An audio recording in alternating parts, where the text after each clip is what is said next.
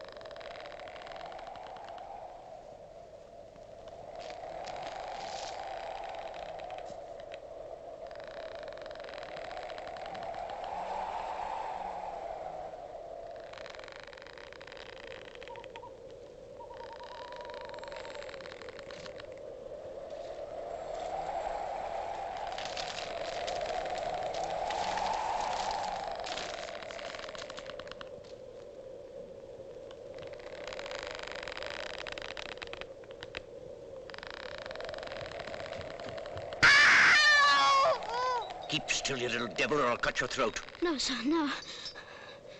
Tell us your name. Quick. Pip. Pip, sir. Sir. Show us where you live. Point out the place. There, sir. There.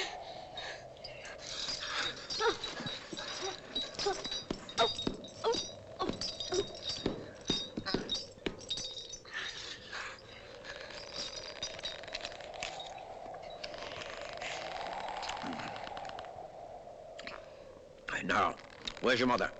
There, sir. No, sir. There, sir. Also Georgiana. That's my mother. Ah, and is that your father along with your mother? Yes, sir, him too. Late of this parish. Ah. And who do you live with? Supposing you're kindly let to live, which I ain't made up my mind about yet. With my sister, sir. Mrs. Joe Gargery, wife of Joe Gargery the blacksmith. Blacksmith, eh? Now look at here. Do you know what a file is? Yes, sir. Do you know what whittles is? Yes, sir. Food, sir. Then you get me a file and you get me whittles, or I'll have your heart and liver out. If you'll kindly let me keep upright, sir, perhaps I shouldn't be sick and perhaps I could attend more. Now you bring that file and them whittles to me in this churchyard tomorrow morning early. Yes, sir. And never dare to say a word of having seen such a person as me. No, sir. If you do, your heart and liver will be tore out and roasted and ate. There's a young man hid with me, and in comparison with him, I'm an angel. And that young man has a secret way of getting at a boy and at his liver. The boy may lock his door, may be warm in bed, but that young man will softly creep his way to him and tear him open. Say, heaven strike you dead if you don't. Heaven strike me dead if I don't. Now you know what you promised, young man. Get off home. Good night, sir.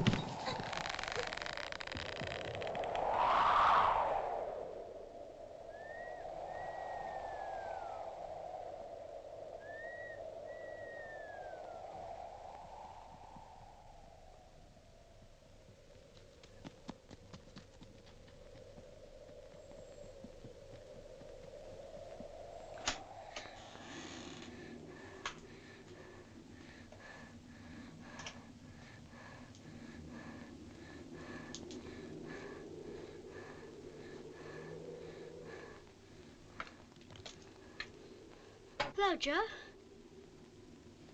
Mrs. Joe's been out a dozen times looking for you, Pip. She's out again now, making it a baker's dozen. She? And what's worse, she's got Tickler with her, Pip. She got up, she made a grab at Tickler, and she rampaged out, Pip. She rampaged out. She's a-coming. Get behind the door, old chap, and get the towel betwixt you. You young... Kid.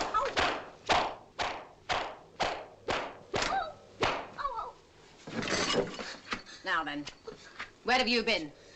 I've only been to the churchyard. Churchyard, indeed. You'd have been in the churchyard long ago if it hadn't been for me, and stayed there. It's bad enough being a blacksmith's wife without having to be a second mother to you. Churchyard, indeed. You'll be having me in the churchyard one of these days, keeping me on the rampage with my poor art. Get to the table. Both of you.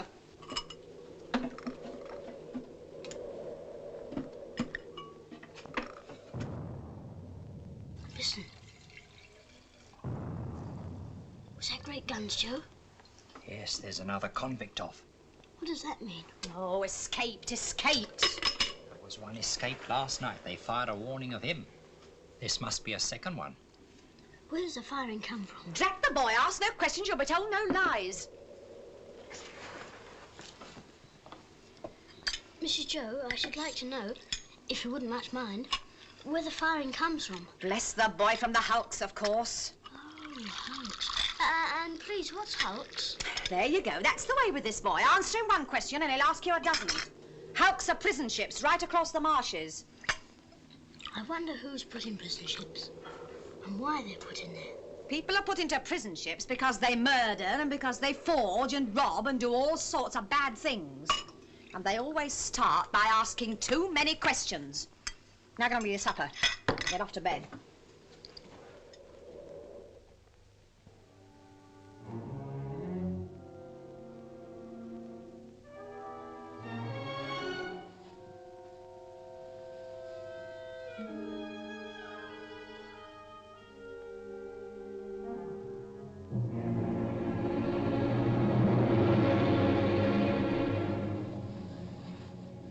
He may be warm in bed. He may pull the clothes over his head, but that young man will softly creep his way to him and tear him open.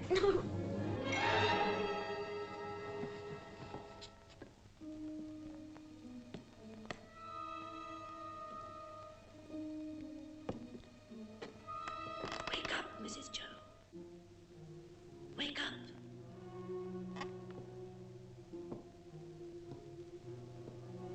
Mrs. Joe, wake up.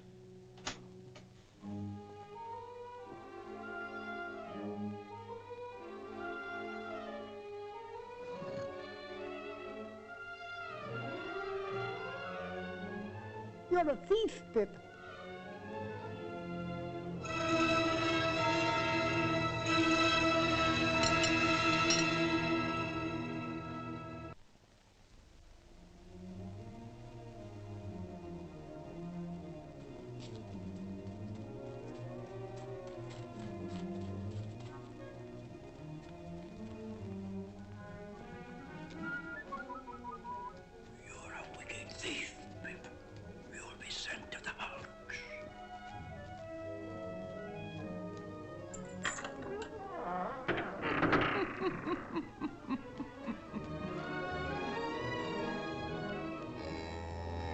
With somebody else's brandy. With somebody else's pile. Somebody else's pork pie. Stop him! Hello, young thief. I couldn't help it, sir.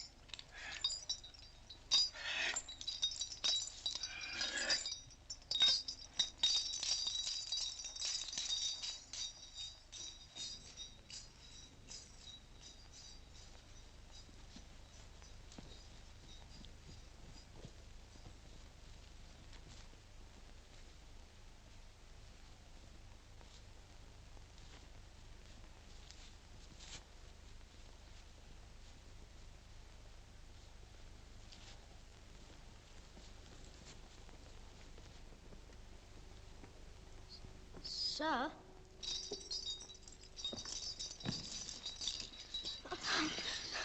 You brought no one with you? No, sir. Now give no one the word to follow you. No, sir. What's in the bottle, boy? Brandy. I think you've got the ague, sir. Oh, I'm much of your opinion, boy.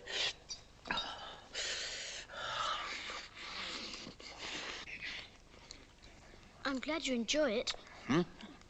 I said I'm glad you enjoy it. Thank you, boy. I do. Aren't you going to leave any of it for him? Him? Who's him? The young man you spoke of. Oh, him. Oh, he don't want no food. He looked as if he did. Looked? When? Just now. Where? Over there. Did you notice anything about him? He had a big scar on his face. No, not here. Yes, there. Give us hold of that file, boy.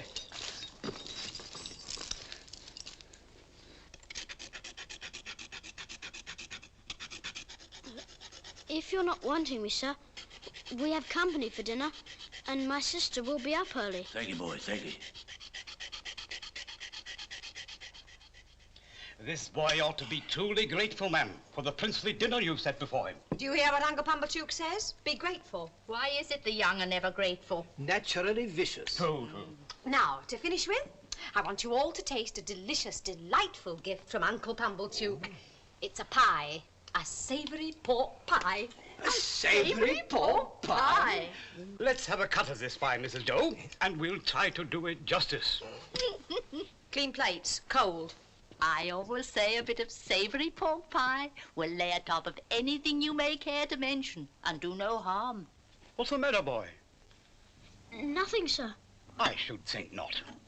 Enjoying yourself with your elders and betters? Improving yourself with their conversation? Now then, son, where do you think you're off to? Oh, excuse me, ladies and gentlemen, but I'm on a chase in the name of the king. I want the blacksmith. And what might you want him for, pray? Mrs., speaking for myself, I should reply, for the honour and pleasure of his fine wife's acquaintance. Speaking for the king, I answer, a little job done. You see, blacksmith, we've had an accident with these, and as they're wanted for immediate service, will you throw your eye over them? Convicts, Sergeant? Aye, 2. Have you seen anything of them? Heavens preserve us, no. We haven't seen them. Oh, no. Well, we'll find them.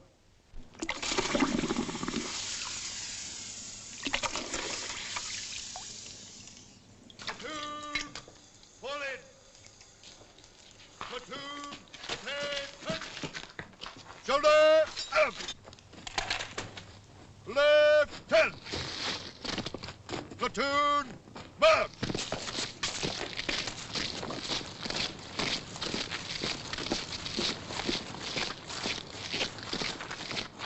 If that boy comes back here with his head blown to bits by a musket, don't look to me to put it together again.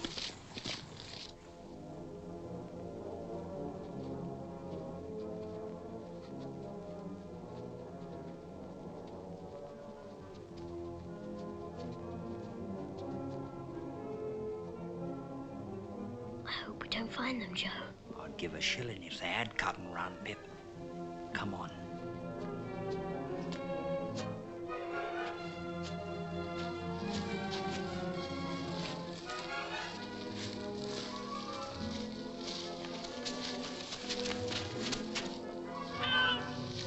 Convicts escaping! Come on! Help! This way! Help! Convicts escaping! This way! This way! Help! Help! Convicts escaping!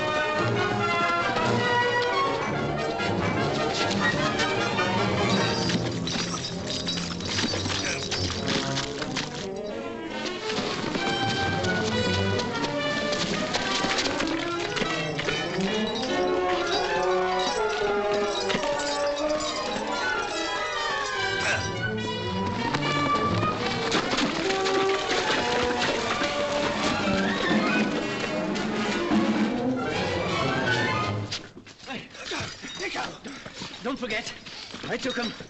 I give him up to you. Don't forget that. He tried to murder me. Me tried to murder him. I kept him from getting off these marshes. I could have got clear. Then I discovered he was here. I let him go free to make a fool of me again.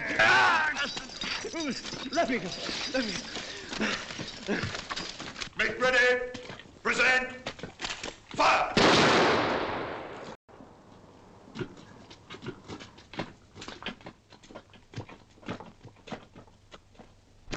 Hand.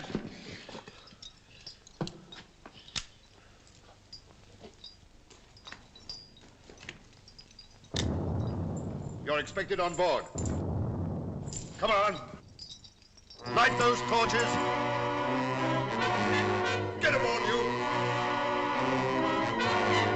Torch bearers, up.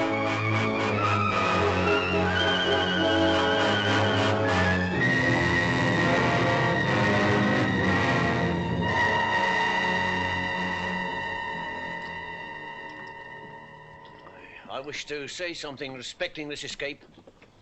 It may prevent some persons laying under suspicion along me. What is it? I took some food from the blacksmith near the village, over yonder. It was a dram of liquor and a pie. You happen to have missed such an article as a pie, blacksmith? Well, my wife did the very moment you came in. Oh, so you're the blacksmith, are you? Then I'm sorry to say I've eat your pie. Oh, you're welcome to it as far as ever it were mine. We don't know what you've done, but we wouldn't have you starved to death for it, poor miserable fellow creature, would us, Pip? Give way, you. Cast off there.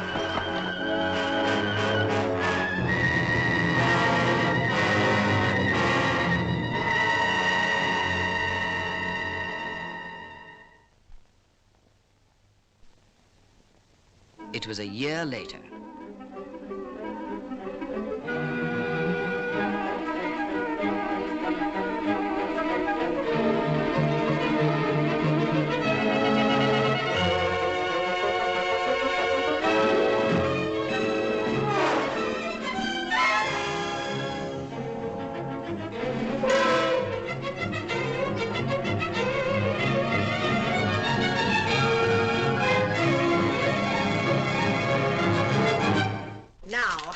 If that boy ain't grateful this day, he never will be. But it's only to be hoped he won't be pampered. Not by Miss Havisham, ma'am. She knows better. Do you know who Miss Havisham is? Yes. Who? She's the strange lady in the large house. But she's mad, ain't she? She may be mad, but she's rich enough to make the boy's fortune. She wants him to go and play there. And he'd better play there, or else I'll work him. Well, wonder how she comes to know our Pip. Oh, Laura mussy me. Here I stand talking to me on moon calves, and Uncle Pumblechook waiting, and that boy grimed with dirt from the crown of his head to the soles of his feet. Oh.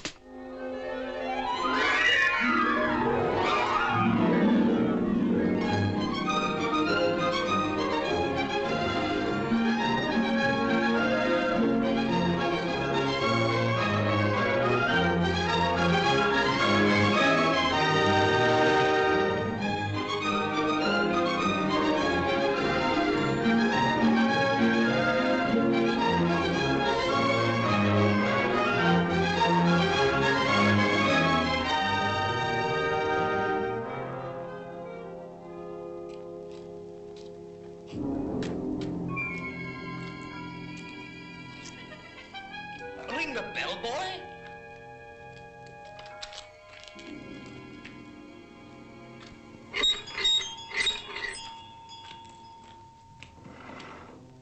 What name? Pumblechook. Quite right. Can you read the time, boy? Yes, sir. 3:15. Punctual to the minute. Let it be a lesson to you.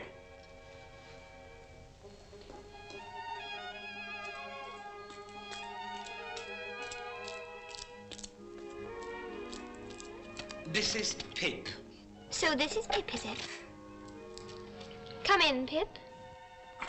Oh, do you wish to see Miss Havisham? If Miss Havisham wishes to see me... Ah, but you see she doesn't. Come along, boy.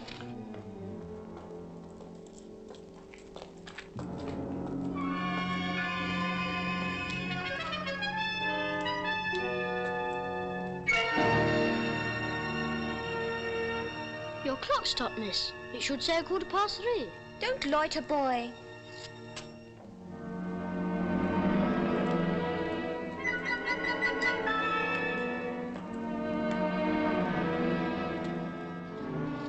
Come along, boy. Take your hat off.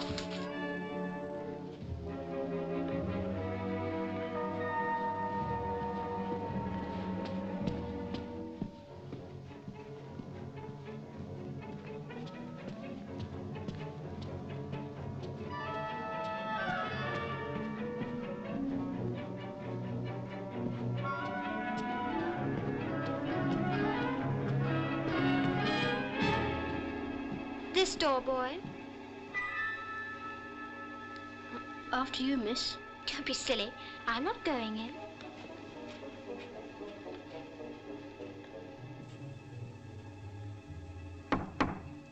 Come in.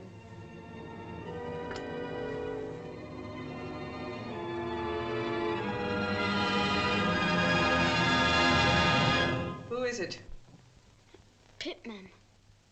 Pip. Mr. Pommelchuck's boy. Come to play. Come nearer. Let me look at you.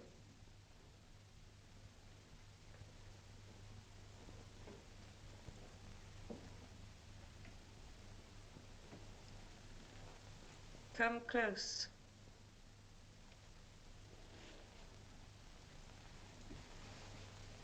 Look at me. You're not afraid of a woman who has never seen the sun since you were born. No. Do you know what I touch? Here? Your heart. Broken.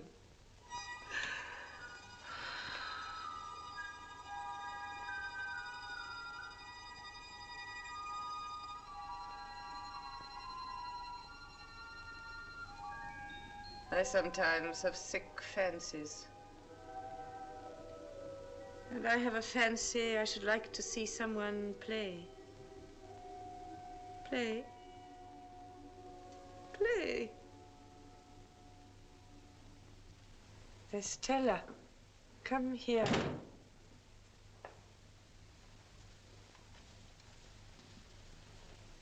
Your own, one day, my dear.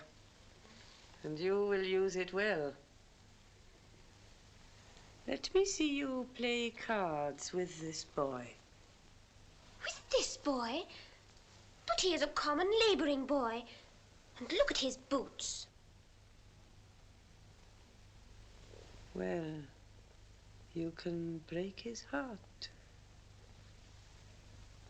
What do you play, boy? Only begging my neighbour, miss. Beggar him. 4 for the ace. 1 for a jack. He calls the knaves jacks, this boy. And what coarse hands he has. You stupid, clumsy, laboring boy. She says many hard things of you, but you say nothing of her. What do you think of her? I don't like to say. Tell me in my ear. I think she's very proud. Anything else? I think she's very pretty. Anything else?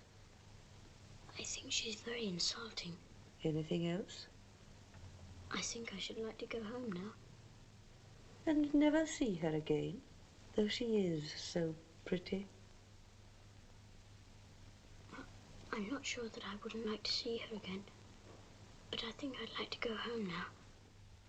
You shall go home soon. Play the game out. Wait here, boy.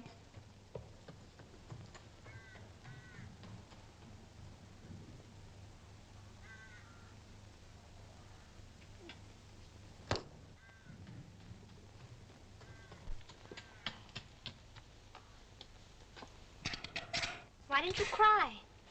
So I don't want to. You do. You've been crying and you're near crying now. Long after I'd gone to bed that night, I thought of Estella. and how common she would consider Joe, a mere blacksmith. I thought how he and my sister were sitting in the kitchen, and how Miss Havisham and Estella never sat in a kitchen, but were far above the level of such common things. The following week,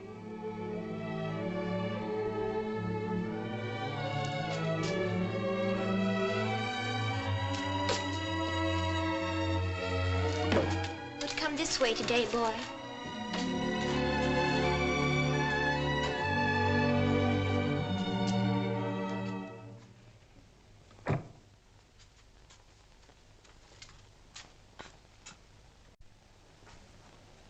Well, I'm sure.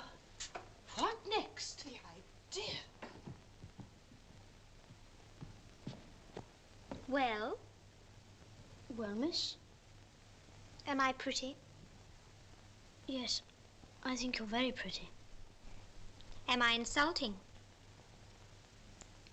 No, not so much so as you were last time.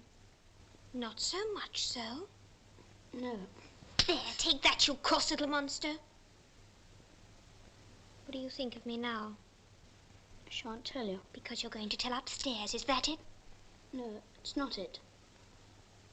Why don't you cry again, you little wretch? I'll never cry for you again.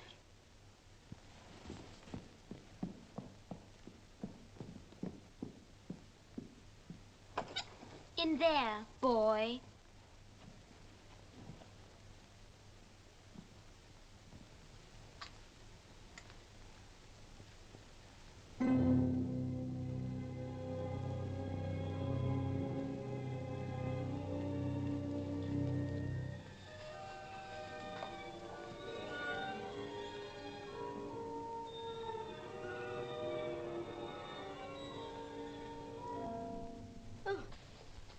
So the days have worn away, have they?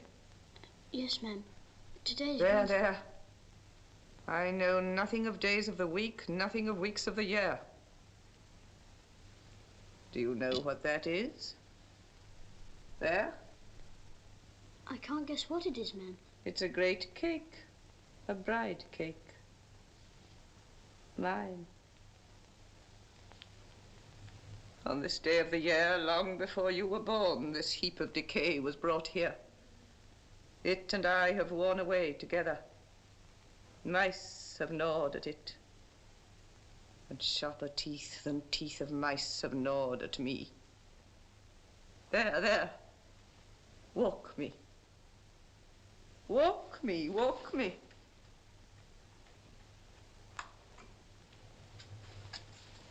Dear Miss Havisham.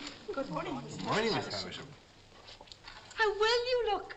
I do not look well, Sarah Pocket. I'm yellow skin and bone. Those Pip are my relations, the Pockets. They are very particularly interested in my health. So once a year, on my birthday, I summon them to visit me. There. Pip, my dear, run into the garden and play. Estella will tell you when to come back. Yes, ma'am.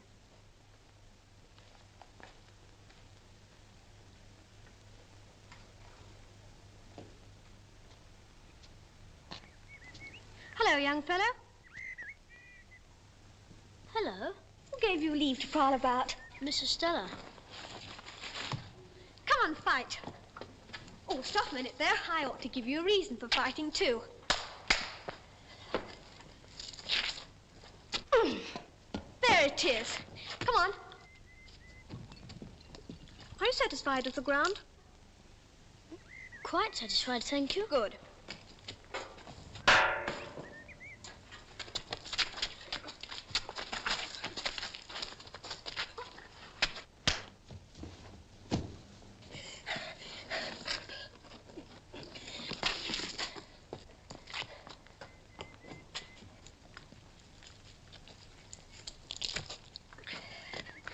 Ready? Ready?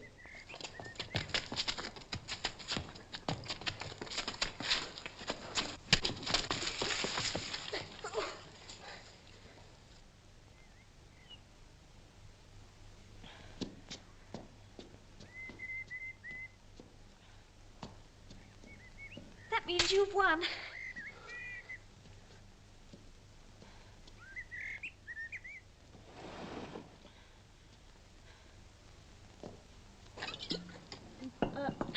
Can I help you? No, thank you. I'm quite all right. Good afternoon, then. Same to you. Boy!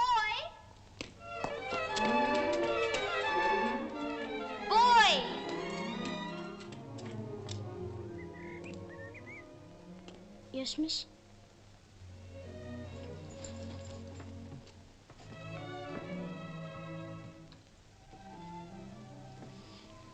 You may kiss me if you like.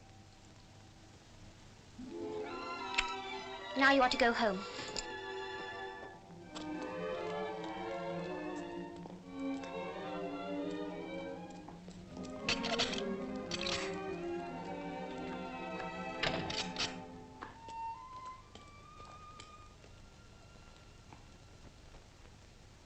Three months later, my sister became ill and was laid to rest in the churchyard on the marshes.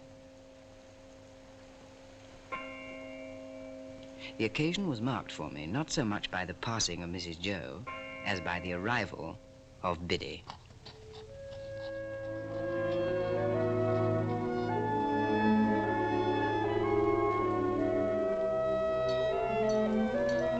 Very soon she became a trusted friend to both of us and a blessing to the household. Biddy, I want you to help me. Don't I help you, Pip? Oh, yes. You help me a lot with my letters and figures. But this is a secret. Oh? What is it? Biddy. Yes? Biddy, I want to be a gentleman. A gentleman? Oh, I wouldn't if I was you, Pip. I don't think it would answer. Biddy, I have a particular reason for wanting to be a gentleman. Well, you know best, Pip, but don't you think you're happy as you are? I'm not happy as I am. I'm coarse and common. Coarse and common, are you, Pip? Who said so? Beautiful young lady at Miss Havisham's. And I want to be a gentleman on her account.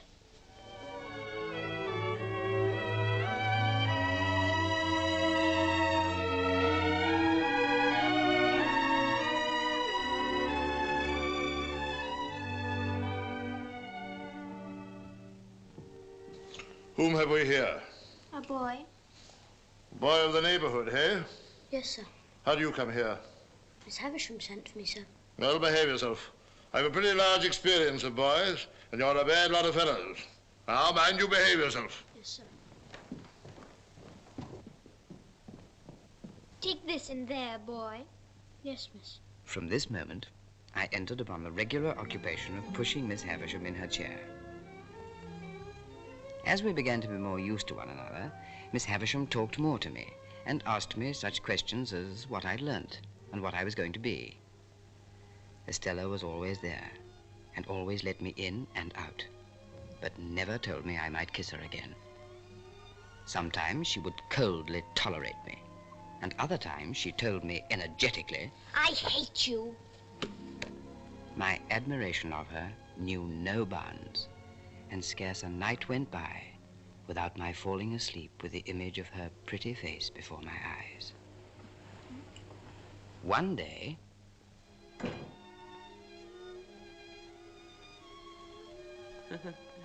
Does she grow prettier and prettier, Pip? Yes, Miss Havisham.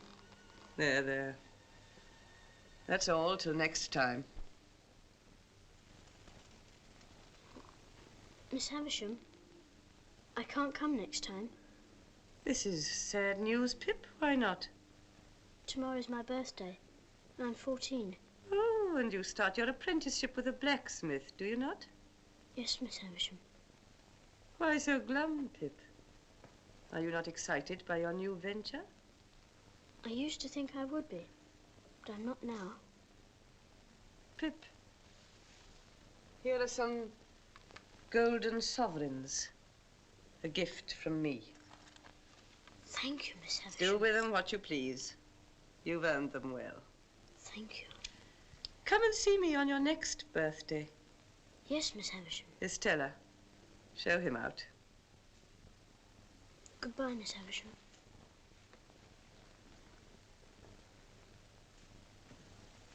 Goodbye, Pip.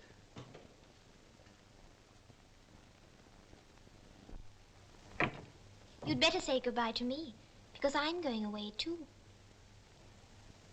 Going away? Yes. I'm going to France to be educated for a lady. Be educated for a lady? Yes. Well, aren't you sorry I'm going? Yes, Estella. I'm very sorry.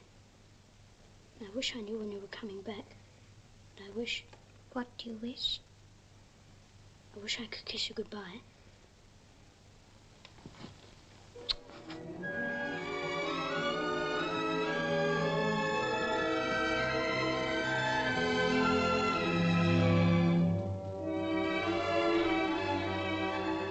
My boyhood had ended, and my life as a blacksmith began. It was in the 6th year of my apprenticeship, and it was a Friday night.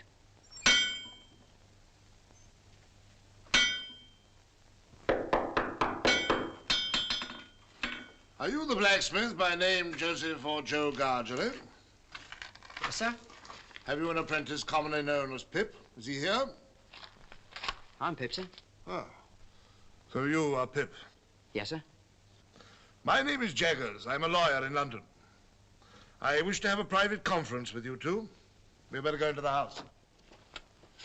Now, Joseph Gargery, I am the bearer of an offer to relieve you of this young fellow, your apprentice.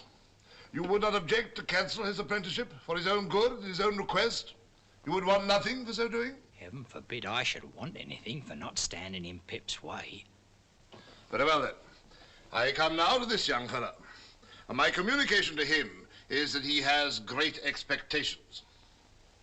I am instructed to communicate to him that he will come into a handsome property.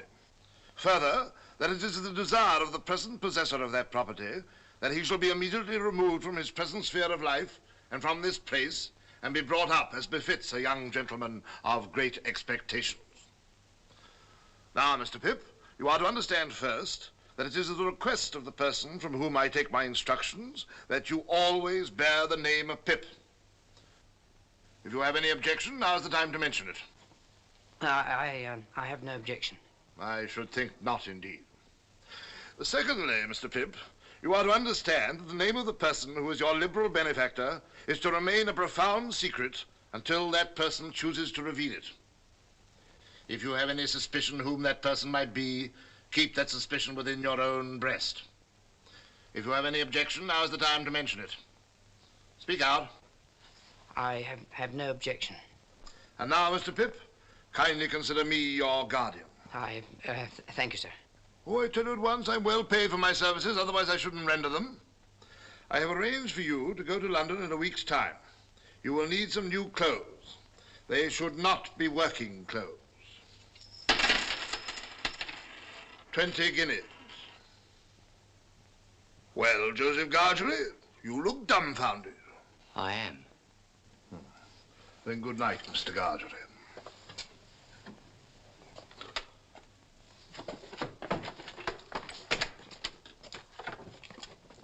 Good night, Pip. Good night, sir.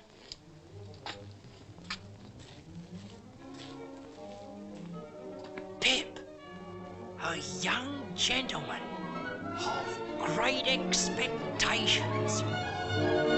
Biddy!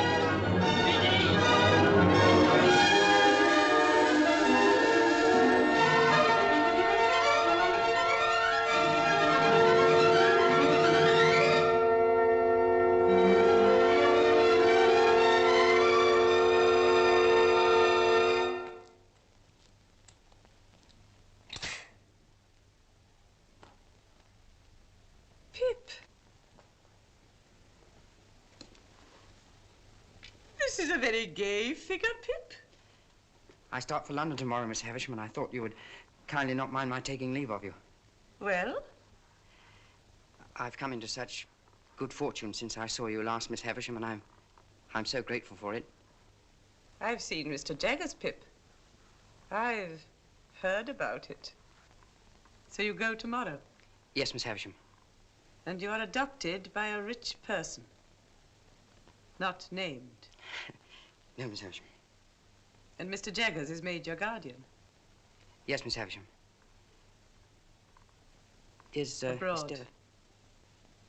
Prettier than ever, and admired by all who see her. And you, too, have a promising career before you. Be good and deserve it, Pip. Yeah.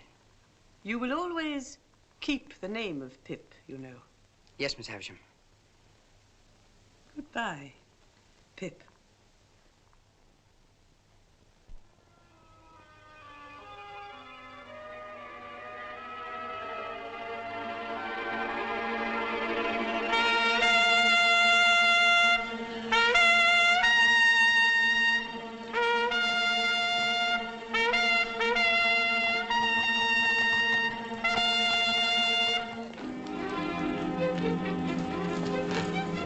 Well, bye, Joe. God bless you, dear old Pip. God bless you. Bye, Biddy. Bye, Pip.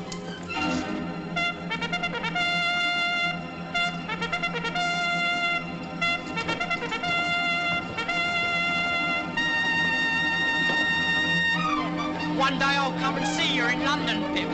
And then, what larks, eh? Goodbye, Joe. Goodbye, Pip. Goodbye, big old chap.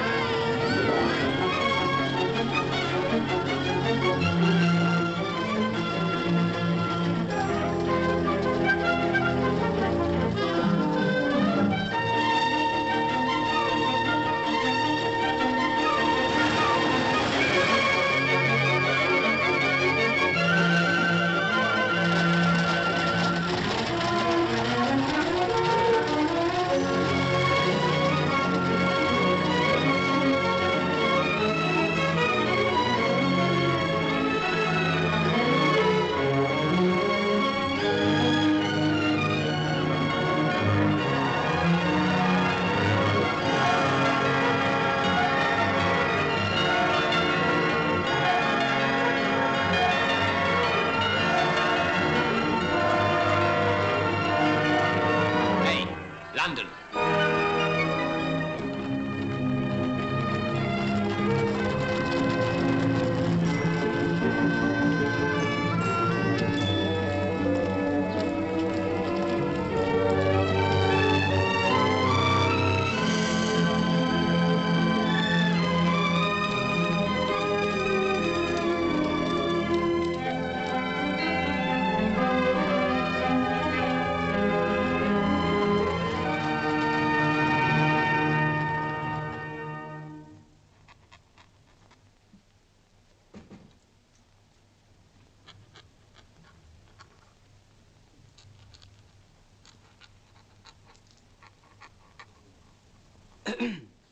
Excuse me, please. Is Mr. Jaggers at home? He is not. He's in court at present. Am I addressing Mr. Pip? Yes, I'm Mr. Pip. Mr. Jaggers left word, would you wait in his room? Come this way, please. He couldn't say how long he might be, but it stands to reason his time being valuable, he won't be longer than he can help. Go and wait outside, Mike. All right. Hope I'm not interrupting. Oh, certainly not. Oi! Your first time in London, Mr. Pip?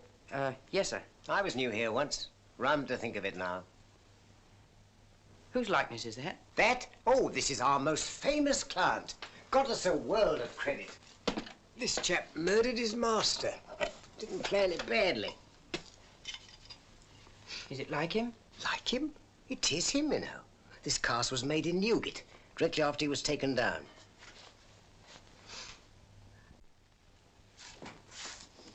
Oh, your man comes on this afternoon. Have you got the witness? Yes, Mr. Jaggers. Wait here.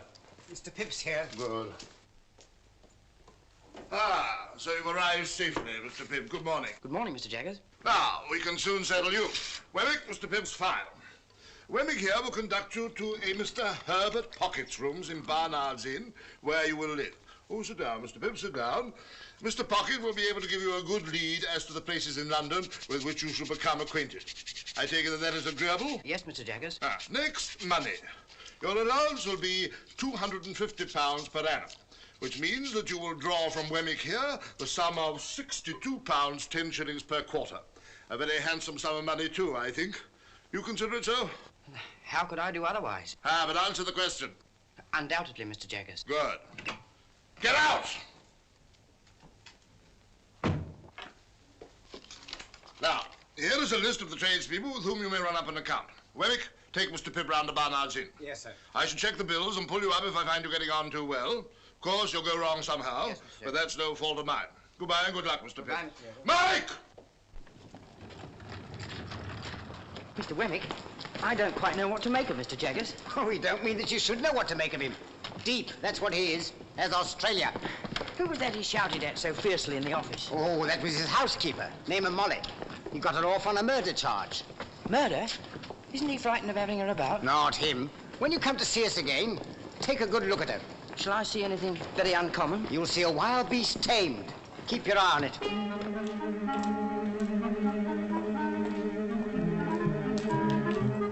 Here we are. Mr. Pocket's on the first floor. You don't want me anymore? No, thank you, Mr. Wemmick. As I keep the cash, we shall most likely meet pretty often. Oh, well, very glad I'm sure to make your acquaintance. Good day. Good day, sir.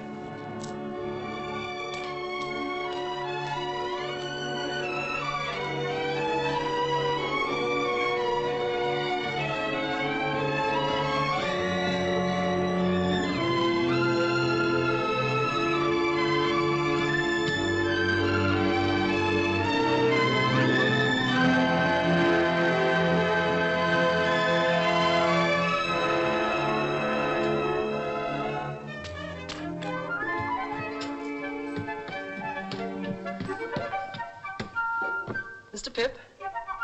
Mr. Pocket? Oh, dear me, I'm extremely sorry. But the fact is, I've been out on your account, for I thought, coming from the country, you might like a little fruit.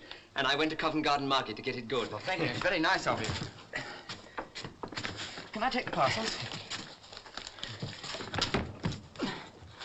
It sticks, you know. Pray come in. Now, this is the sitting room. Rather musty, but Barnard's is musty. I'm afraid I'm rather bare here. Now, that's my little bedroom, and this is your room. Come in. Oh, it's very nice. The furniture's specially hired for the occasion. Oh, I hope that... Dear me, I beg your pardon. You're holding the fruit all this time. I feel quite ashamed. You'll be very quiet here, and we shall be alone together. But I dare say we shan't fight. Fight? Fight? I knew I'd seen you somewhere before. You're the pale young gentleman from Miss Havisham's. Bless me, and you are the prowling boy. The idea of it's being you. Well, the idea of it's being you. I hope you've forgiven me for having knocked you about so. Oh, of course. You hadn't come into your good fortune at that time, had you? No. I was rather on the lookout for a good fortune then. Indeed? If Miss Havisham had taken a liking to me, I suppose I should have been provided for. Perhaps even I should have been engaged to Estella. But I didn't care much for it. She's a tartar. Who? Miss Havisham? I don't say no to that, but I meant Estella. You know she was adopted and brought up by Miss Havisham to wreak revenge on all the male sex. Wreak revenge on all the male sex? What revenge? Heavens, Mr. Pip, I thought you knew. No. Dear me, it's quite a story and should be saved till dinner time. Shall I take your stick? Oh, thank you. And your hat? Oh.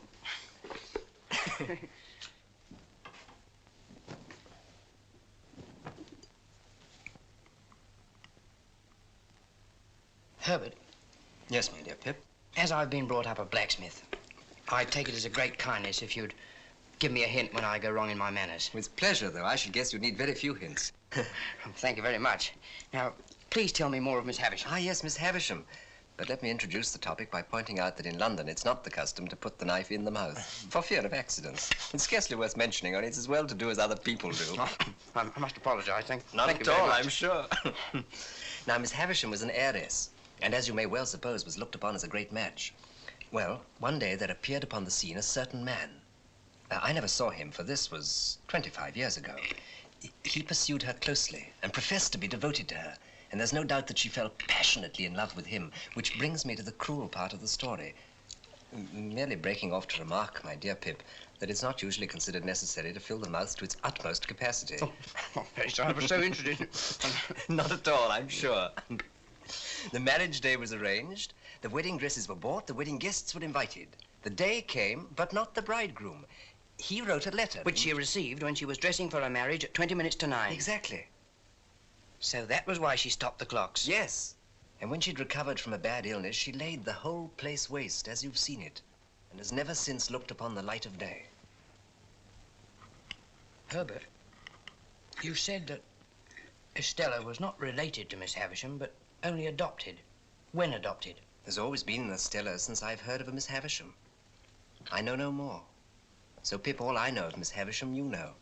Well, let's change to brighter prospects. Let's drink to London. And a very happy future. To London. And a very happy future. 2,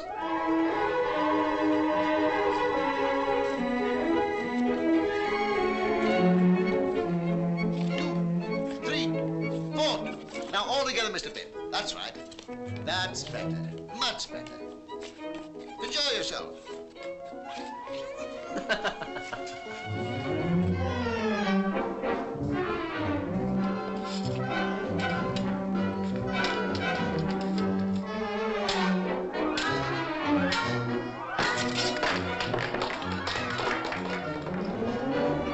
Ready? Ready.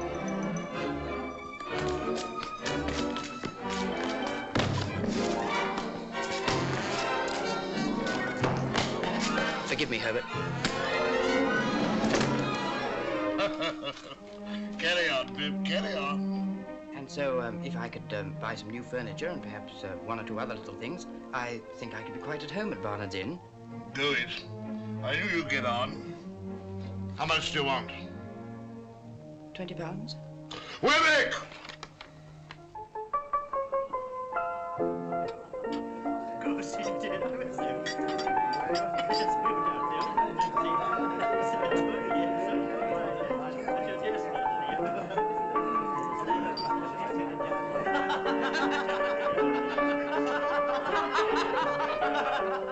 Well, Pip, I should say you were at home.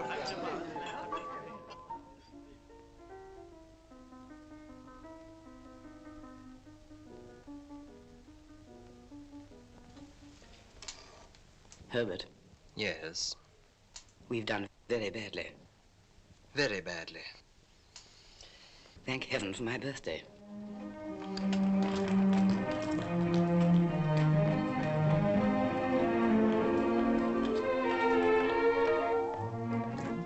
Good morning, Mr. Pip. Morning. Good morning, Mr. Pip. Good morning. Congratulations, Mr. Pip. Thank you, Mr. Wemmick. Come in. Mr. Pip, sir. Come in. 21, eh, Pip? I must call you Mr. Pip today. Congratulations, Mr. Pip. Thank you, Mr. Jaggers. Sit down.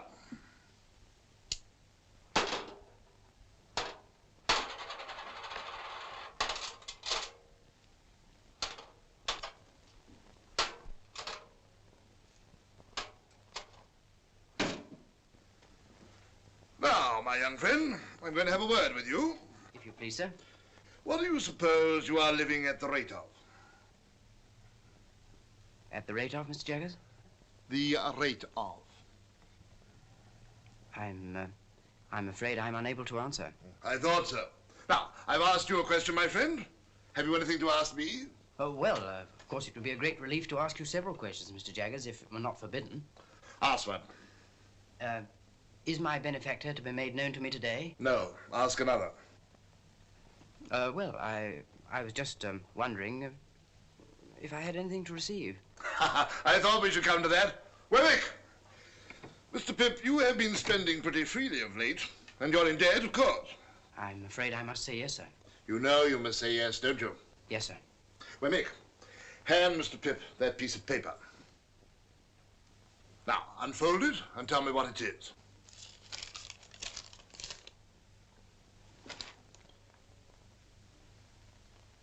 This is a banknote for £500. That is a banknote for £500.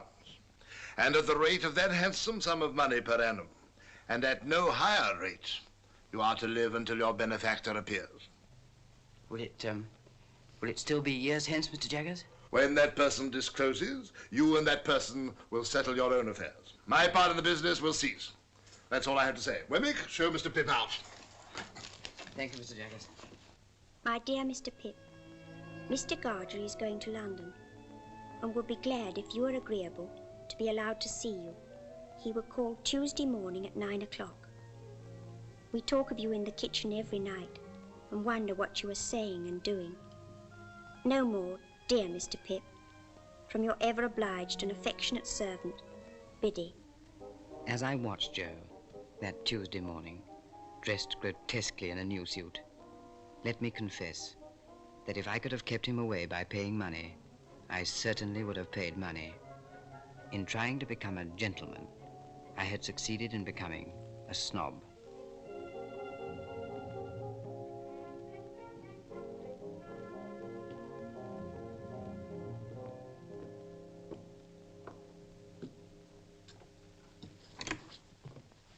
Joe. How are you, Joe? Pip. How are you, Pip? Come in, Joe.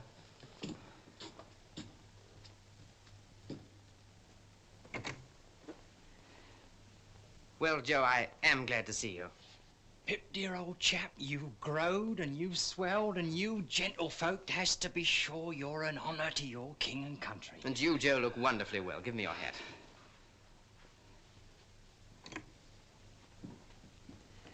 Oh, Herbert, this is Mr. Joe Gargery. Joe, Mr. Herbert Pocket. How do you do, Mr. Gargery? Your servant, sir. Won't you sit down? Thank you kindly, sir.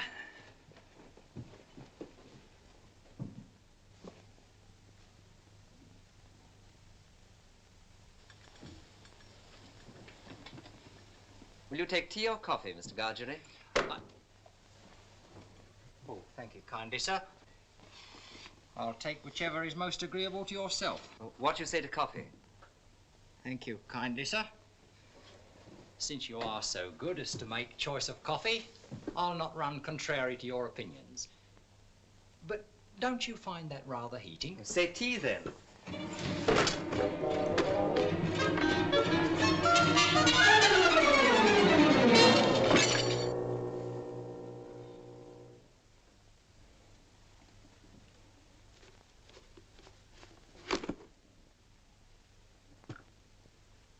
Pip, if Mr. Gargery will excuse me, I will go down to the porter's lodge to fetch the morning's letters. Thank you kindly, sir. Us two being now alone, sir. Joe, how can you call me sir? Us two being now alone, Pip, I will mention what have led to me having the present honour. Miss Havisham have recently sent for me. Miss Havisham, Joe? Would you tell Mr. Pip, she said, that I wish to see him at once, for I have something most particular to disclose to him. I see. Well, I have now concluded, sir, and Pip, I wish you ever well and ever prospering to a greater and greater height. But you're not going now, Joe. Yes, I am. Well, you'll be coming back to dinner. Oh, no, Pip, old chap. You and me is not two figures to be together in London. I'm wrong in these clothes, Pip. I'm wrong out of the forge and out of the kitchen off the marshes. But, Joe... You won't find half so much fault with me if you think of me as Joe the blacksmith. And so, God bless you, dear old Pip, old chap. God bless you.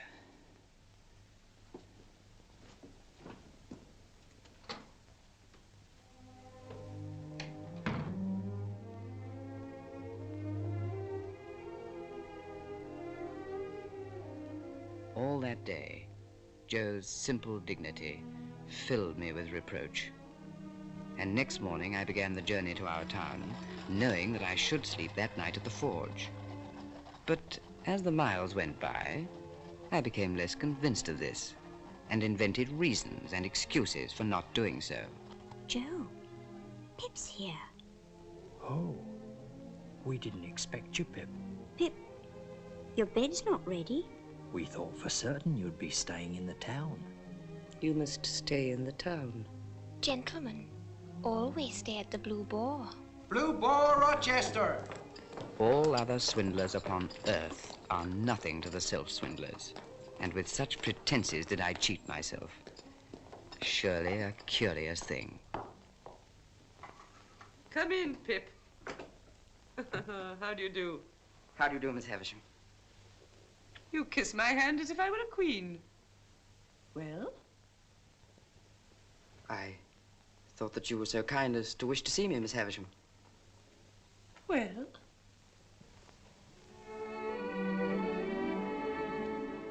Estella.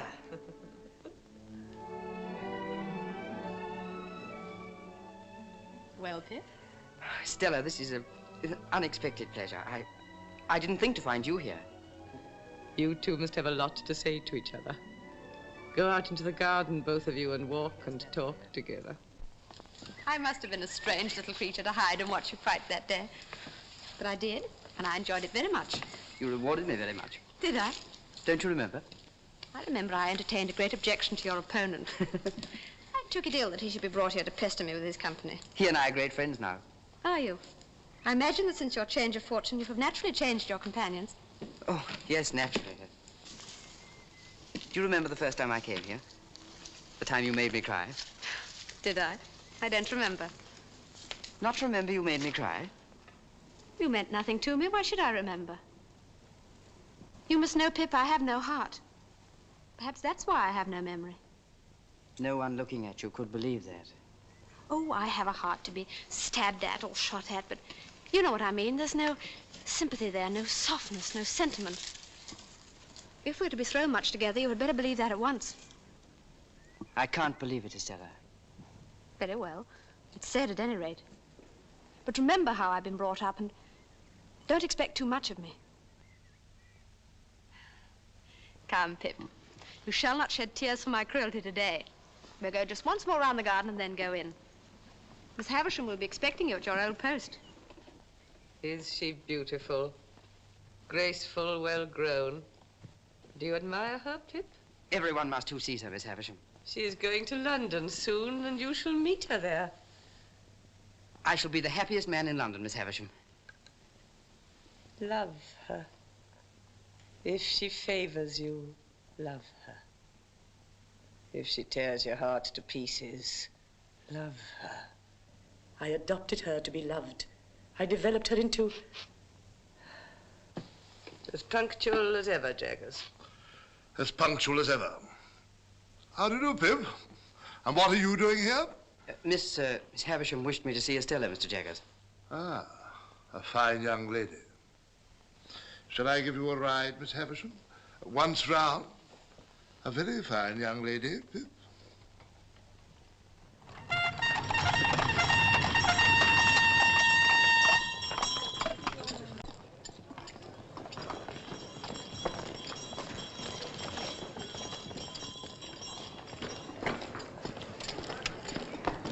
Estella. Pip. How nice to see you, Estella. My lesson from Miss Havisham is this. There are two Richmonds, one in Surrey and one in Yorkshire. Mine is the Surrey Richmond. The distance is 10 miles. I am to have a carriage and you're to take me there. Here is my purse. No, no. No, you must take it. We are not free to follow our own devices, you and I. The carriage is ordered for half an hour from now, and tea is ordered to while away that half hour. Does that please my lady? The tea will please her greatly. Why are you going to Richmond, Estella? I'm going to live at a great expense with a lady there who has the power, or says she has, of taking me about and introducing me and showing people to me and showing me to people. You'll have a gay time and be much admired. You must look forward to that, Estella. It's part of Miss Havisham's plan for me, Pip. I shan't take any great pleasure in events which I don't shape, but I shall be beautiful, and I shall be gay, I shall be obedient, and I shall write regularly of my gaiety. Will you always be part of Miss Havisham's plan, Estella? And do you thrive with Mr. Pocket, Pip? Yes, indeed. We've left Barnard's Inn and moved to the Temple. Oh? I live quite pleasantly there. At least... At least? As pleasantly as I could anywhere. Away from you.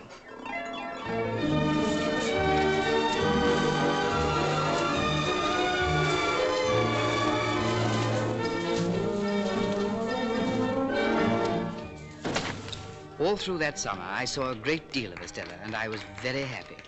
Until I realized, somewhat uncomfortably, that she had many admirers.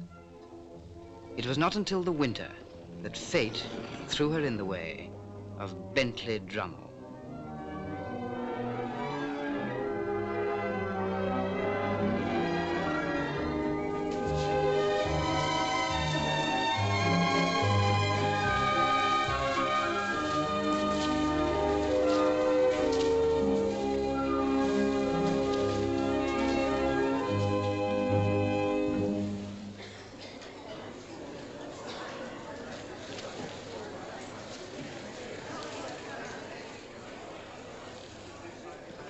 tired, Estella?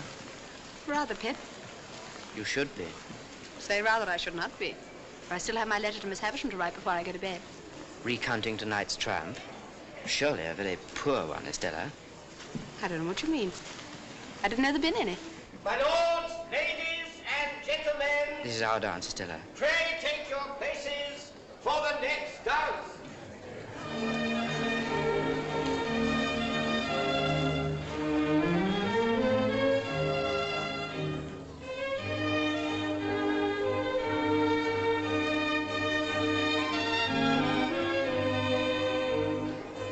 Estella, look at Drummle. He never takes his eyes off you. Why should I look at him? Is there anything in Drummle I need to look at? That's what I want to ask you. He's been hovering about you for weeks. Moths and all sorts of ugly creatures hover about a lighted candle. Can the candle help it? My lords, ladies, and gentlemen, pray take your partners for the Spanish polka.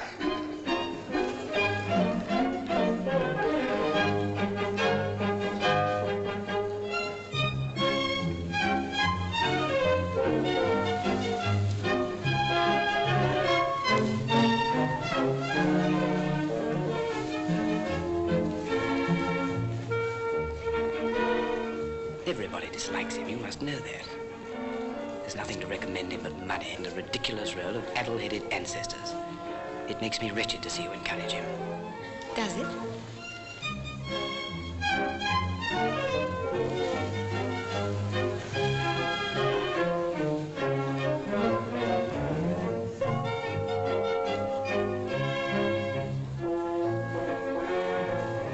You give him looks and smiles such as you never give to me.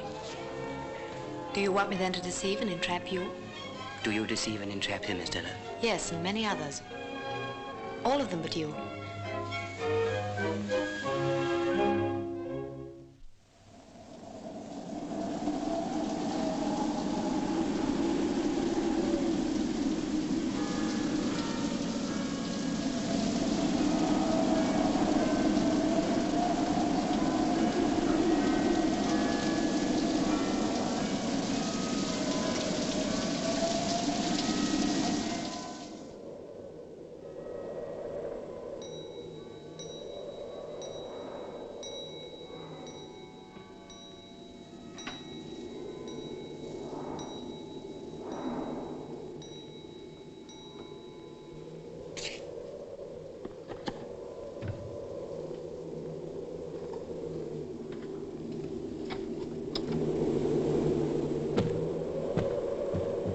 Who do you want? Mr. Pip. I'm Mr. Pip. What's your business? My business? Ah, yes, I'll explain my business by your leave. Do you wish to come in? Yes, I wish to come in, master.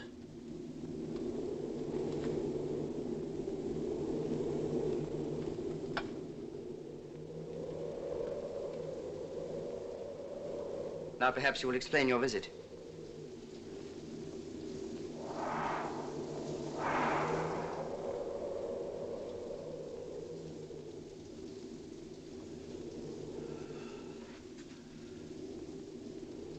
It's disappointing to a man after having looked forward so distant and come so far. Oh, but you're not to blame for that. What do you mean? I'll speak in half a minute. Give me half a minute, please.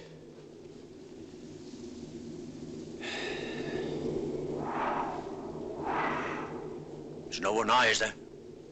Why do you ask that question? You're a gayman. I'm glad you growed up a gayman. Now I know who you are. The churchyard. The churchyard on the marshes. You're the convict I gave the food to. You acted nobly, my boy. Noble, Pip, and I've never forgot it. If you're grateful to me for what I did when I was a child and you've come to thank me for it, there's no need. However, since you've found me out, will you drink something before you go? Yes, I will drink, I thank you. before I go.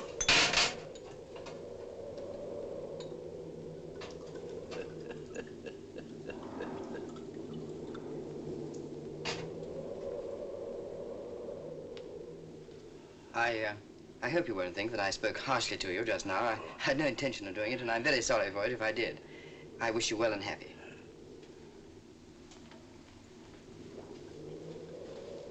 How have you been living?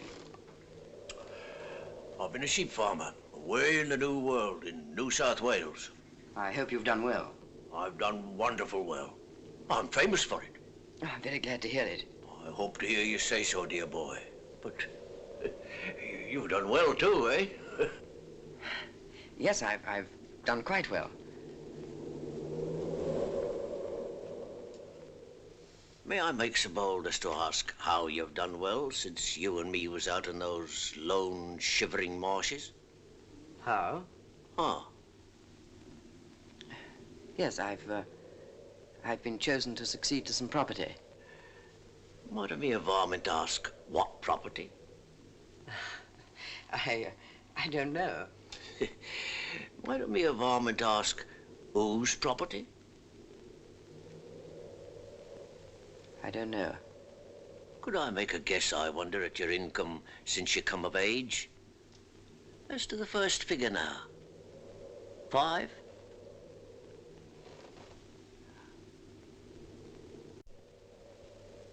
Concerning a guardian. There ought to be a guardian or such like when you were a minor. Some lawyer, maybe. As to the first letter of that lawyer's name now. Would it be J? As the employer of that lawyer whose name began with J and might be Jaggers. I wrote from Portsmouth to a person in London for particulars of your address. That person's name? Why, Wemmick.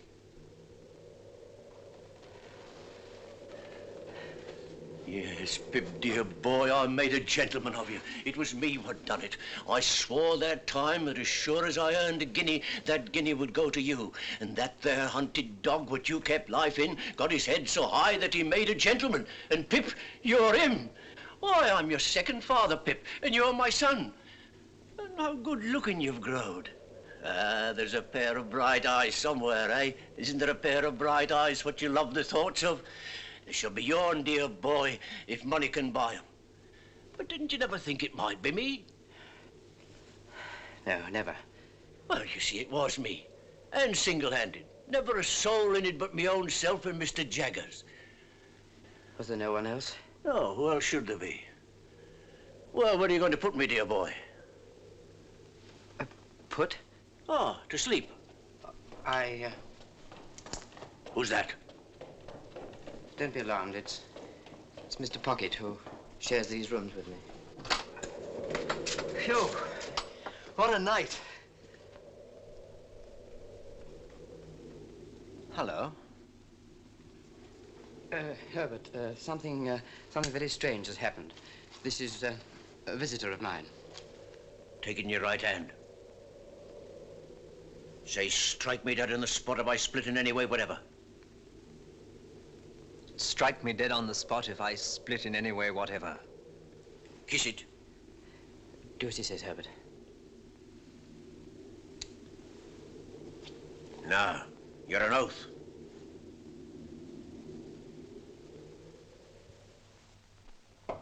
Come in. You can go now, Molly. Now, Pip, be careful.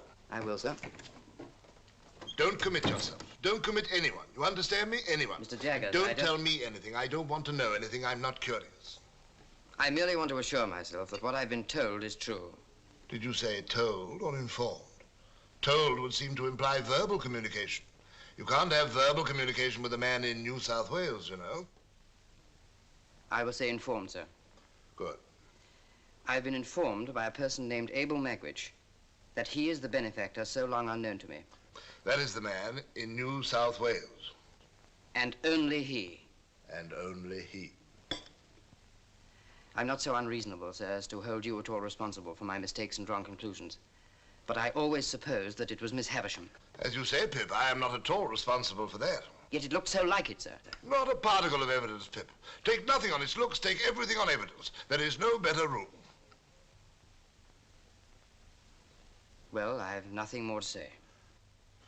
I think you should know that I communicated with Abel Magwitch in New South Wales and reminded him that if ever he should present himself in this country, it would be an act of felony, rendering himself liable to the extreme penalty of the law. Take a look out of that window, Pip.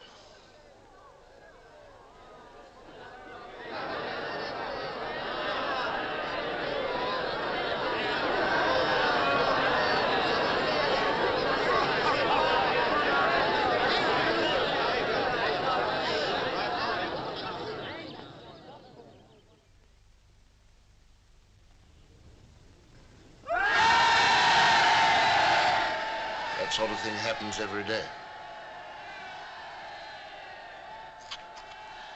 Magwitch has enemies here who would not hesitate to inform on him. I see. But he has guided himself by my caution, no doubt. No doubt. If you'll excuse me, sir.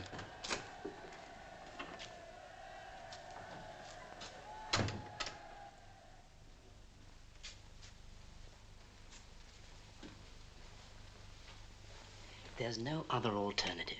He must be got out of the country, and I shall have to go with him. Why must you go with him? He's risked everything on my account. I can do no less than stand by him now. What will you say to Estella? I'm at a loss to know what to say to her. She'd never understand about him. But I must see her before I go.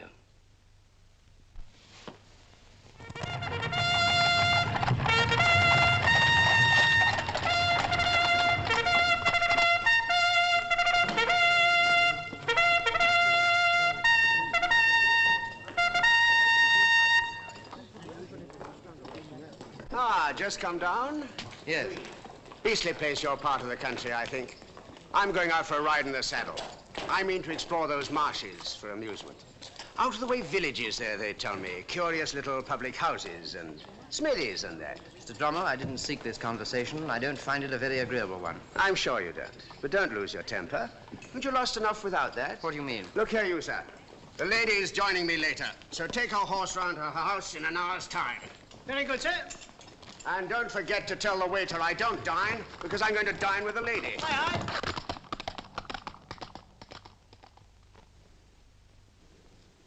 aye. Come in. What wind blows you here, Pip?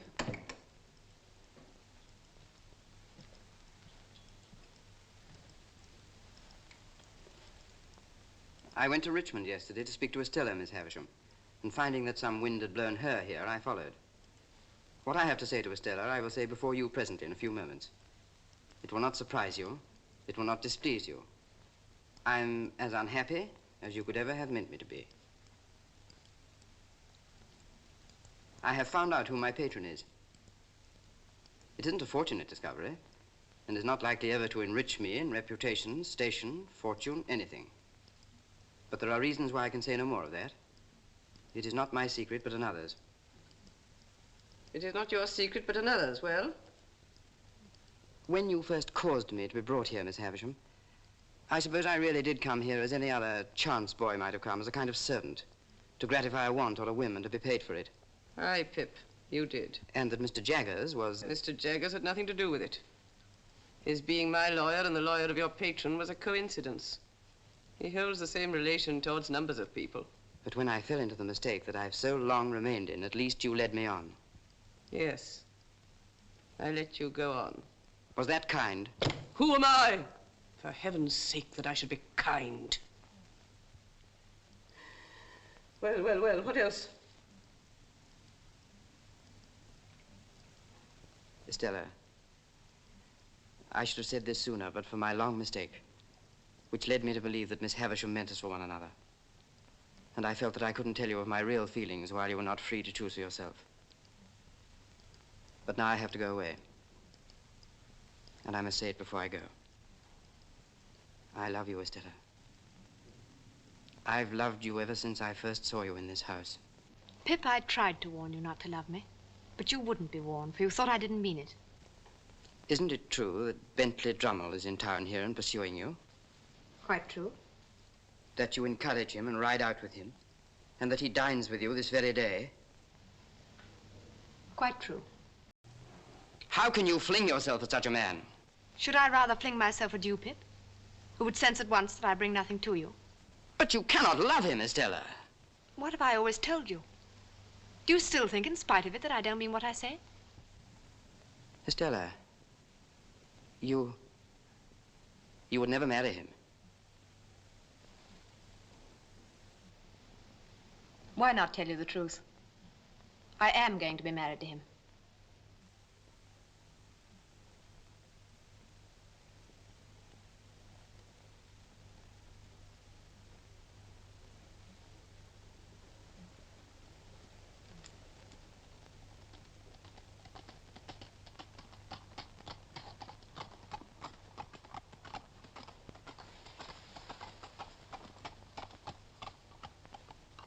Come, Pip. Don't be afraid of my being a blessing to him. I shall not be that. Here is my hand. Let us part on this. You'll get me out of your thoughts in a week.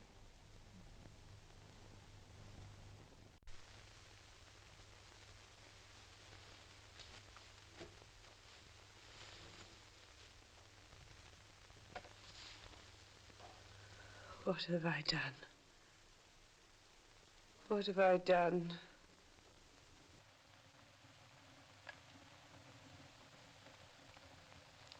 If you mean what have you done to me, Miss Havisham, let me answer. Estella has been part of my existence ever since I first came here, the rough, common boy whose heart she wounded even then. She has been the embodiment of every graceful fancy that my mind has ever known. To the last hour of my life, she cannot choose but remain part of my character. Part of the little good in me, part of the evil. But you may dismiss me from your mind and conscience. But Estella is a different case. And if you can ever undo any scrap of what you've done amiss, in keeping part of her right nature away from her, it will be better to do that than to bemoan the past through 100 years.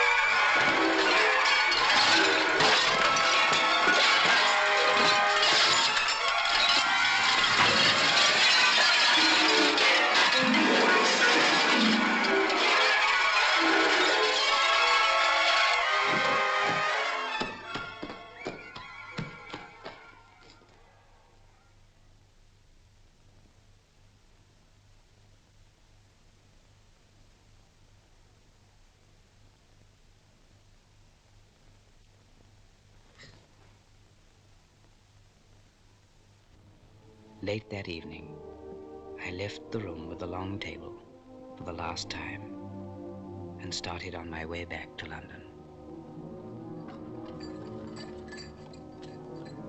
Ah, Mr. Pip, I believe. Good morning, sir. Good morning, Dick. I have a note for you, sir. The messenger who brought it said it's urgent.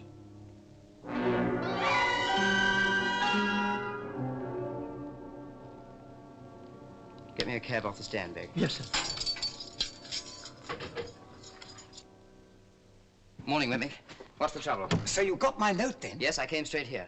Why, what have you done to your hands? Oh, it's nothing. I got them burned, Mr. Wemmick. I'm very anxious. Everything's taken care of, Mr. Pip. But pray come in. You don't object to an aged parent, I hope? Oh, no, no. I should be delighted. This is Mr. Pip, aged P, and I wish you could hear his name. Give him a nod, Mr. Pip. That's what he likes. You made acquaintance with my son at his office, I expect. Yes. Not away at him, if you please, like winking. Yes, yes. Yes, yes. I hear that my son is a wonderful hand at his business, sir. Yes.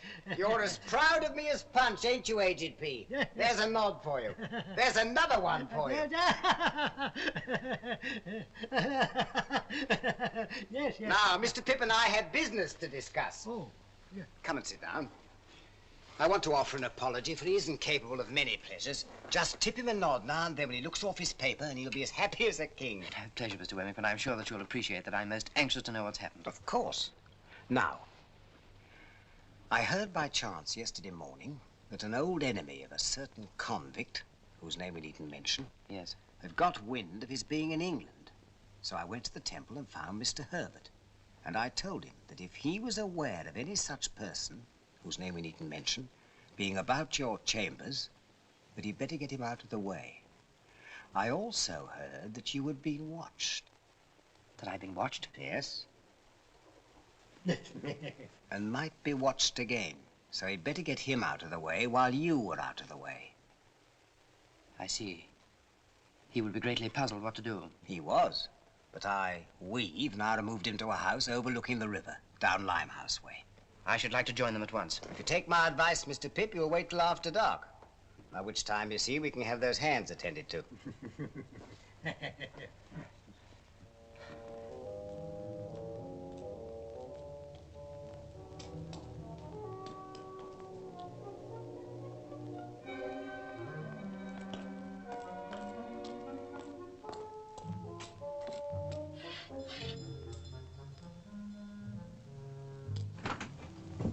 Good evening, ma'am. Good evening, sir. Thank you, Mrs. Wimpole, and you can send up our supper if you will. Very good, sir. How is he? All's well.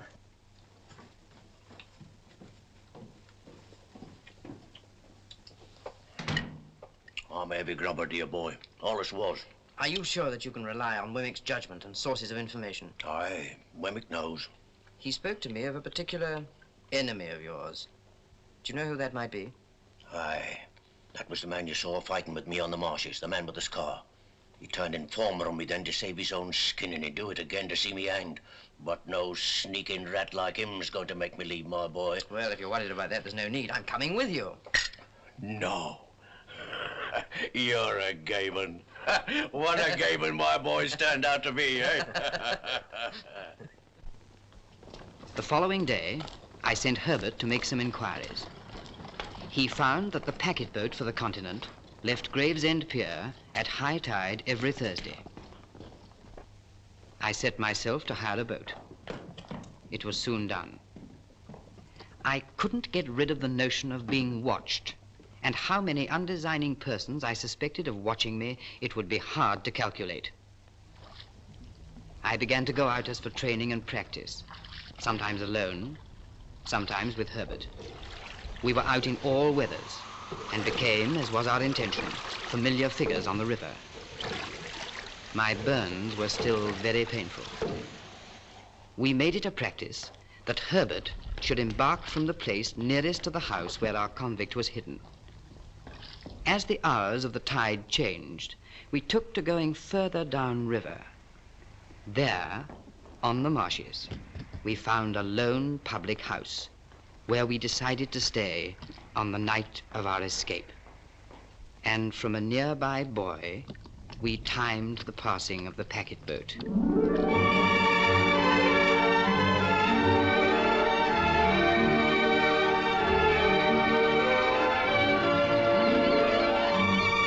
We chose this spot carefully. It was just above the point where the steamer picked up the river pilot. The river pilot. Our river pilot. One day, Herbert bought 2 steamship tickets, and our plans were set.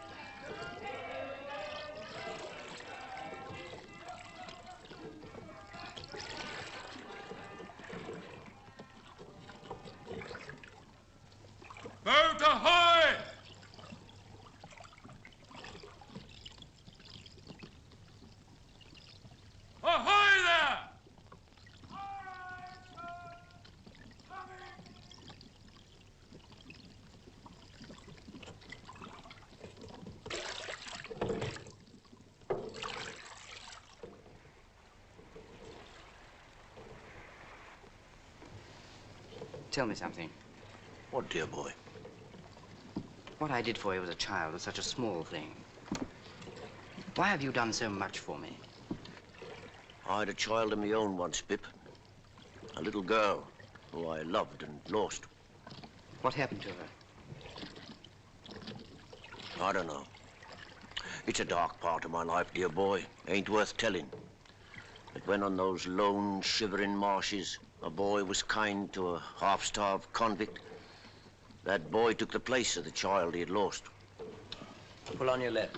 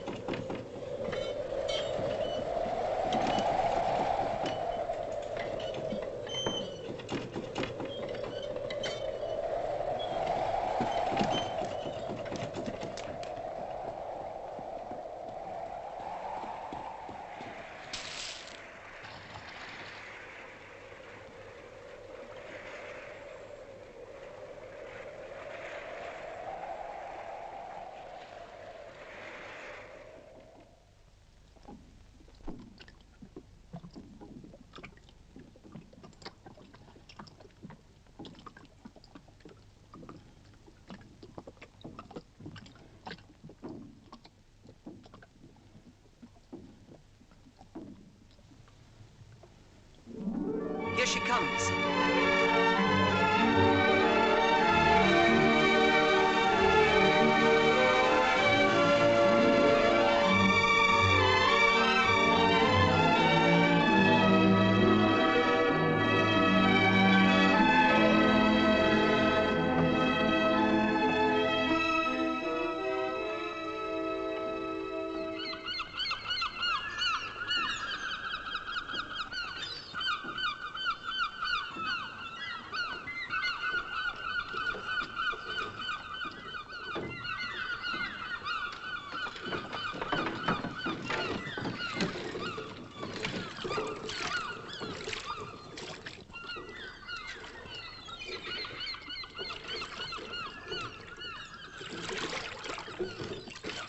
One, two, one, two, one, two, one, two, one, two.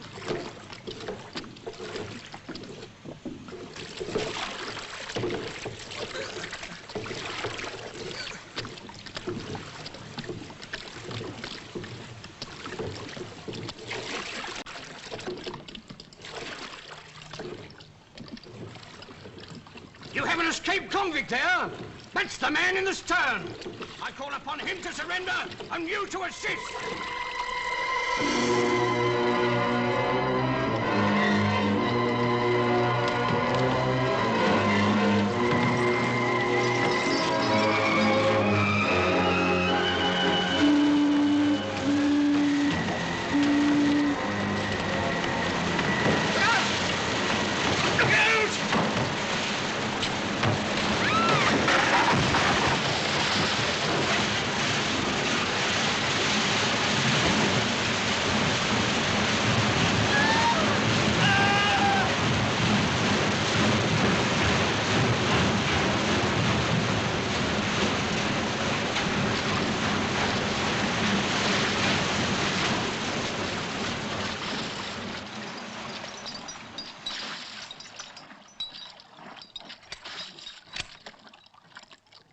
I'll never forgive myself for this.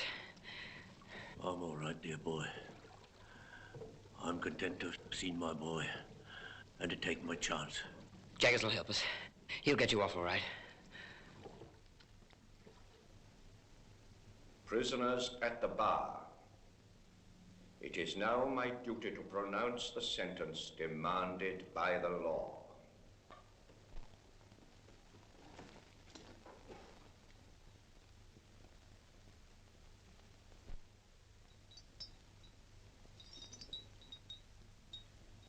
The sentence of this court is that you be taken hence to the place from whence you came, and from thence to the place of execution, and that each of you there be hanged by the neck until you be dead. And may Almighty God have mercy on your souls. Are you absolutely certain there is nothing you can do to save him? Nothing.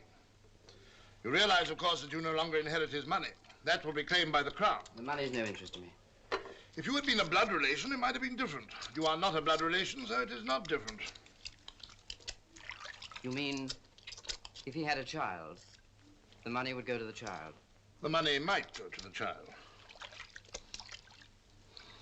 Mr. Jaggers, there was a child. So you think there was a child, do you? I know there was a child. And what's more, Mr. Jaggers, you know it. Sit down, Pip.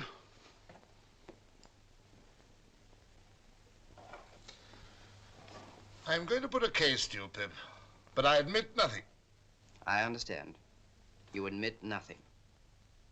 Put the case that a woman is charged with murder. Put the case that this woman has a child whose father is a convict. I understand you perfectly. But that I make no admissions. But that you make no admissions. Now, Pip, put the case that this woman's legal advisor knows an eccentric and very rich lady who is anxious to adopt a little girl. Do you understand, Pip? I understand. But I can hardly believe. Ring that bell, Mr. Pip.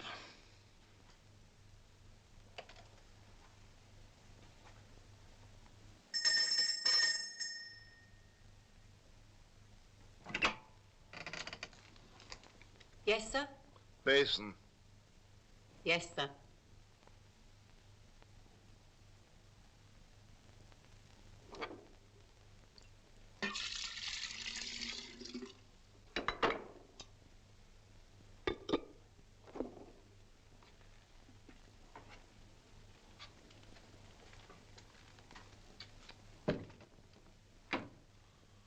Well, Pip? If I'm in my right mind, and that woman is Estella's mother, this legal advisor you mention will have a lot to answer for. Now, Pip, put the case that this legal advisor has often seen children tried at the criminal bar.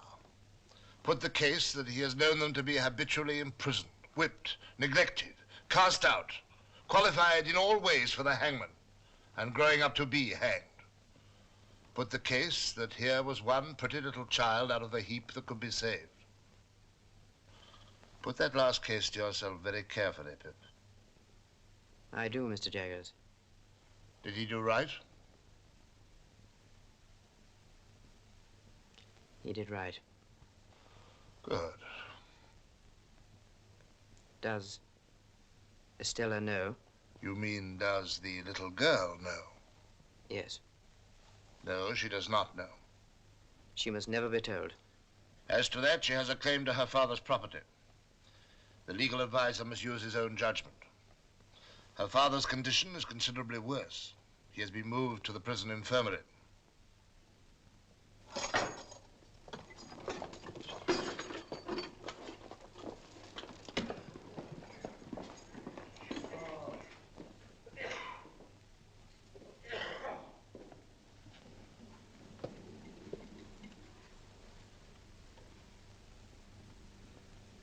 Dear boy, I thought you wasn't coming. And yet, I knew somehow that you would. It's just the time. I waited at the gate so as not to lose a moment of it. God bless you. You've never deserted me. And what's best of all is you've been more comfortable along with me since I was under a dark cloud than when the sun shone. That's best of all. Are you in pain? I don't complain of none, dear boy. You never do complain.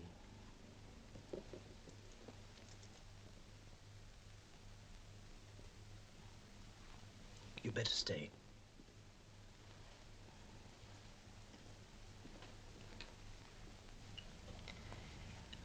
I have something to tell you. Can you understand what I say?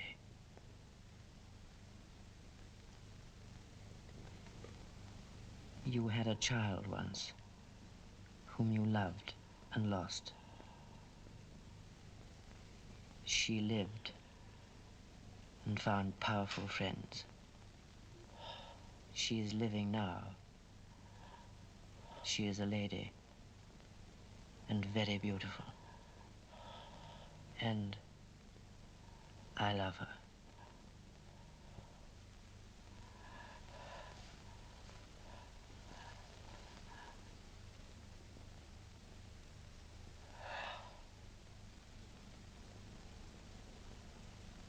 Oh, Lord, be merciful to him, a sinner.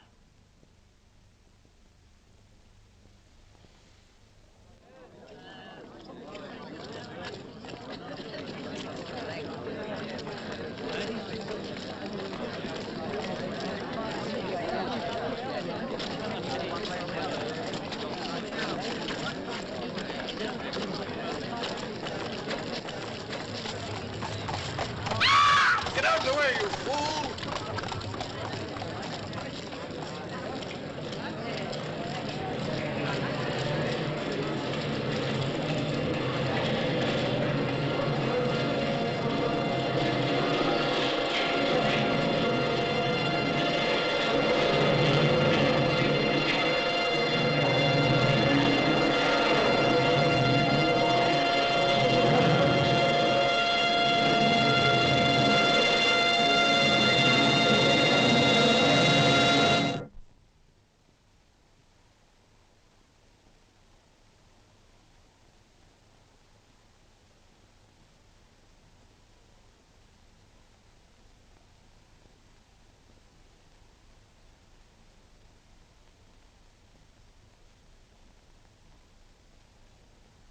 Is it, Joe?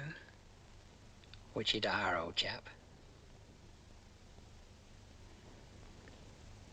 How long, Joe? Which you mean to say, Pip, how long have your illness lasted? Yes, Joe.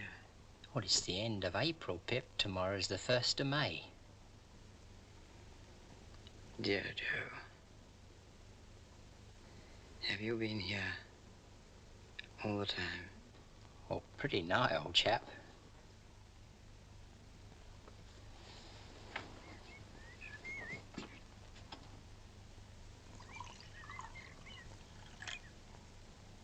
Joe, where am I? You're home. I brought you home, dear old Pip, old chap. Oh, Joe, you break my heart. Please don't be so good to me. Now, look here, old chap. Ever the best of friends. You'll soon be well enough to go out again. And then, oh, what larks!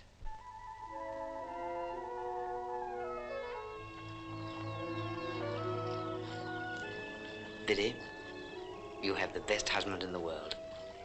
And Joe, you've the best wife in the world. Which I know, Pip, old chap, which I know. You'll be very happy.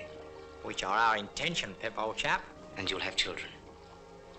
Which also are our intention, Pip, old chap. One day, Pip, you'll marry too.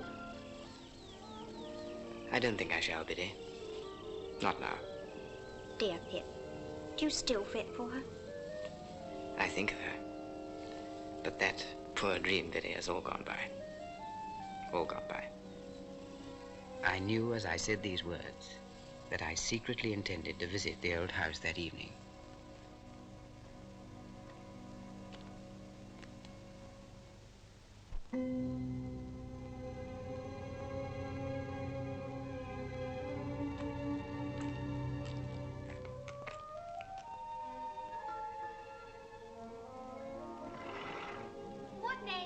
tumble to. Quite right.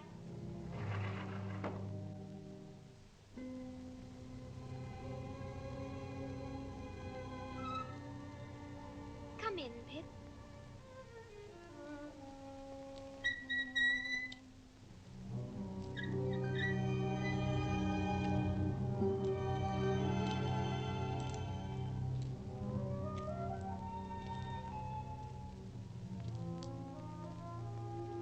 I know nothing of days of the week, nothing of weeks of the year.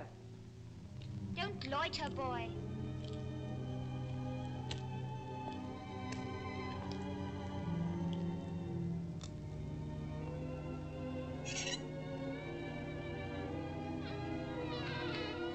Come along, boy. Take your hat off.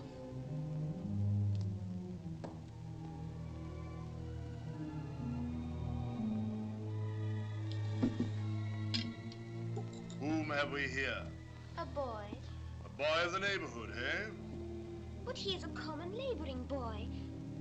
You can break his heart. This door, boy.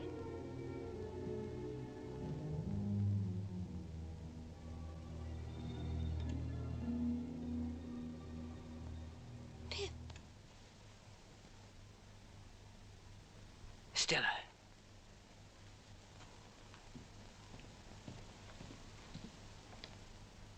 Estella, what are you doing here?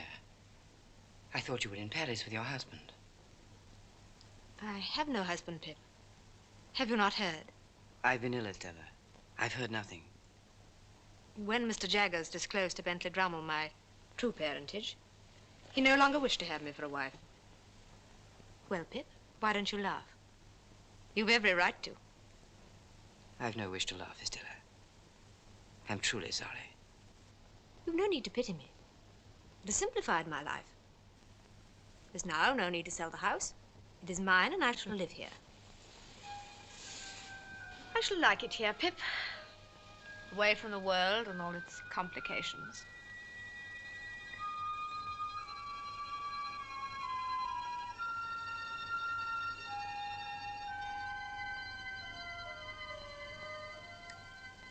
Estella,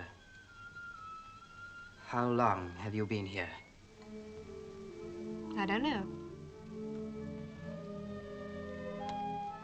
Estella, you must leave this house. It's a dead house. Nothing can live here. Leave it, Estella, I beg of you. What do you mean? This is the house where I grew up. It's part of me. It's my home. It's Miss Havisham's home. But she's gone, Estella, gone from this house, from you, from both of us. She is not gone. She is still here with me in this house, in this very room. Then I defy her. I have come back, Miss Havisham.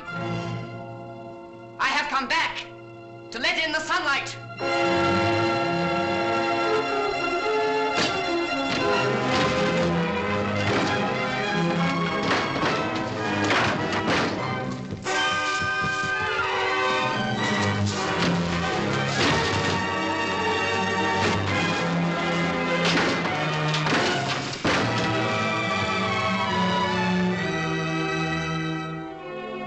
Look, Estella, look. Nothing but dust and decay.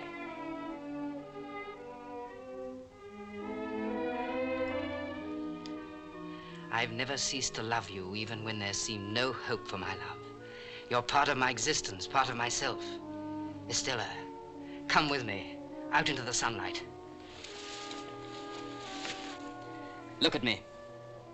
Pip, I'm afraid. Look at me.